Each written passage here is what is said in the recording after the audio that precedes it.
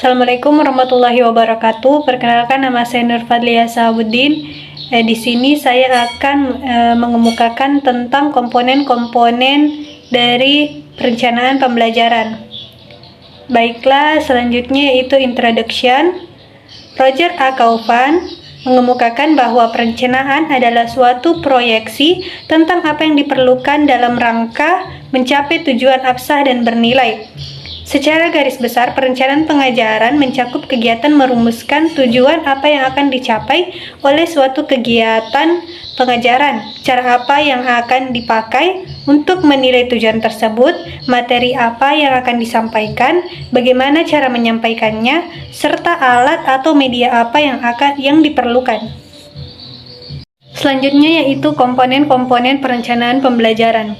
Menurut Masito dalam bukunya yang berjudul Perencanaan Pembelajaran pada tahun 2005, bahwa komponen-komponen perencanaan pembelajaran terdiri dari yang pertama yaitu tujuan pembelajaran, yang kedua adalah isi atau materi pembelajaran, yang ketiga yaitu kegiatan pembelajaran, yang keempat adalah media dan sumber belajar, dan yang kelima atau yang terakhir adalah evaluasi dalam belajar. Yang pertama yaitu tujuan pembelajaran. Tujuan pembelajaran merupakan komponen pertama dalam perencanaan pembelajaran. Tujuan mengawali komponen yang lainnya. Dalam merencanakan pembelajaran, tujuannya harus jelas, karena dengan tujuan yang jelas, baru dapat memproyeksikan hasil belajar yang harus dicapai setelah anak belajar. Meskipun para ahli memberikan rumusan tujuan pembelajaran yang beragam, tetapi semuanya menunjuk pada esensi yang sama, bahwa yang pertama, tujuan pembelajaran adalah tercapainya perubahan perilaku atau kompetensi pada siswa setelah mengikuti kegiatan pembelajaran. Yang kedua yaitu tujuan dirumuskan dalam bentuk pernyataan atau deskripsi yang spesifik. Selanjutnya yaitu isi atau materi dari pembelajaran. Materi pembelajaran merupakan unsur belajar yang penting mendapatkan perhatian oleh guru. Materi pembelajaran merupakan medium untuk mencapai tujuan pembelajaran yang dikonsumsi oleh siswa. Karena itu, penentuan materi pembelajaran mesti berdasarkan pada tujuan yang hendak dicapai, misalnya berita pengetahuan, penampilan, sikap, pengalaman, dan lainnya. Nana Sujana pada tahun 2000 menjelaskan ada beberapa hal yang harus diperhatikan dalam menetapkan materi pembelajaran. Di antaranya yang pertama, materi harus sesuai dan menunjang tercapainya tujuan. Yang kedua yaitu menetapkan materi pembelajaran harus sesuai dengan urutan tujuan. Yang ketiga, materi pembelajaran disusun dari hal yang sederhana menuju hal yang kompleks. Yang ketiga atau yang keempat atau yang terakhir yaitu materi pembelajaran ada yang faktual dan ada yang konseptual. Selanjutnya yang ketiga yaitu metode pengajaran. Metode adalah suatu cara yang dipergunakan untuk mencapai tujuan yang telah ditetapkan dalam kegiatan belajar mengajar.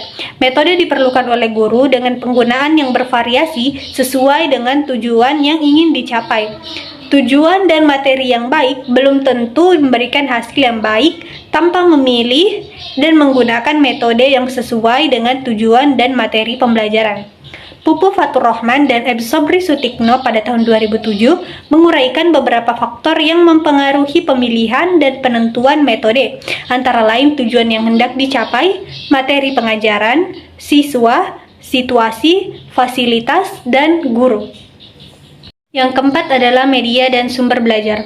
Media adalah segala sesuatu yang dapat menyampaikan dan menyalurkan pesan dari sumber secara terencana sehingga tercipta lingkungan yang kondusif, di mana penerimanya dapat melakukan proses belajar secara efisien dan efektif.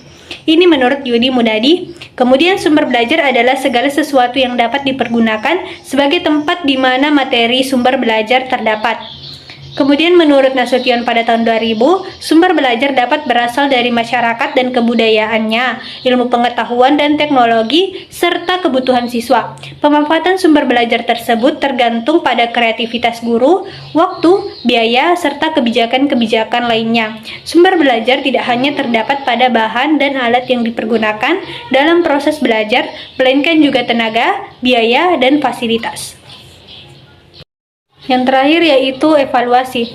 Menurut Masito pada tahun 2005, evaluasi adalah suatu proses pemilihan, pengumpulan, dan penafsiran informasi untuk membuat keputusan. Dalam perencanaan pembelajaran, evaluasi dimaksudkan untuk mengukur apakah tujuan atau kemampuan yang sudah ditetapkan dapat tercapai. Jadi, evaluasi merupakan aspek yang penting yang berguna untuk mengukur dan menilai seberapa jauh tujuan pembelajaran telah tercapai atau hingga mana terdapat kemajuan siswa, bagaimana tingkat keberhasilan sesuai dengan tujuan pembelajaran tersebut.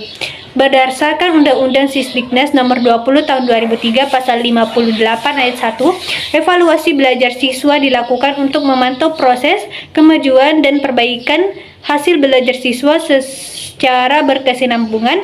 Untuk melakukan evaluasi diperlukan syarat-syarat tertentu. Baik, itulah tadi penjelasan singkat dari saya terkait dengan komponen-komponen perencanaan pembelajaran. Apabila ada yang kurang, mohon dimaafkan. Wabillahi taufik wal hidayah. Wassalamualaikum warahmatullahi wabarakatuh.